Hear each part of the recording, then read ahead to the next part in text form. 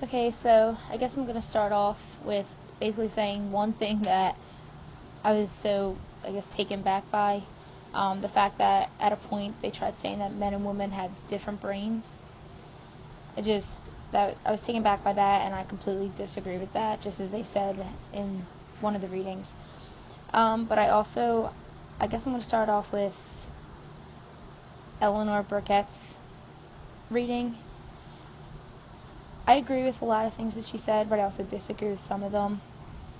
For example, when Bruce Jenner first appeared as Caitlyn Jenner, it was through Vanity Fair, and on Vanity Fair, Caitlyn Jenner had like a corset on, she had a lot of mascara, her hair was done, like she tried to show a lot of sex appeal to show that she was a woman, and that's not what defines a woman. I mean, sex appeal doesn't define a woman, a vagina doesn't define a woman, like, so I agree with her when she said that Caitlyn Jenner pretty much misinterpreted the whole meaning of being a woman, because like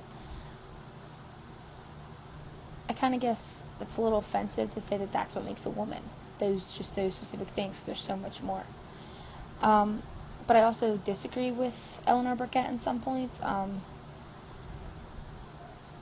guess when she says that Caitlyn Jenner's female identity is not the same as her female identity, because Caitlyn Jenner didn't go through business meetings where men degraded her, or she didn't forget to take her birth control, but like those things also aren't what defines a woman. Like, I understand that it was fought for a woman to be equal, but that still doesn't mean that that's what defines us, like that whole fight for equality and that whole degradation by men and other sexist women. And I just think that, like, I mean, a vagina doesn't define a woman. Just those types of things, they're not what defines a woman, because the point of us fighting to be equal is to be equal, like not to be like, this defines us, this what defines us. Like, that's not what defines us.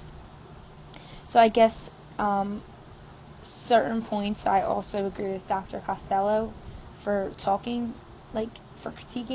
Eleanor Burkett, because some of the points that she made were completely just the same thing as Caitlyn Jenner misinterpreting what a woman is. I guess what I'm trying to say is, like, the same thing about men. Like, men aren't defined by how strong they are or their penis. Like, that's not what defines a man either. Like, we're all equal, and I think that's what our world is somewhat starting to understand. It's just you still have people misinterpreting it.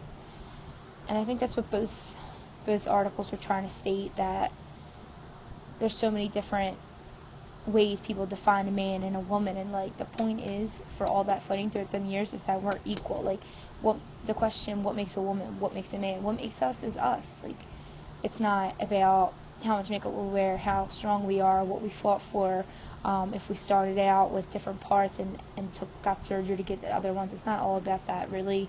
It's just there isn't specific things that make a woman and make a man, because nowadays gender is becoming such a specific thing. Like, as in an article that we read for Unit 1, the person said that he started out as a man and then changed to a woman and then changed to neither. That's the point of today. Like, you're not a man, you're not a woman, you're not either. Like, you don't need to be defined by your gender, and I guess that's what both articles are trying to say, but really we're missing the points too. Well, that's it.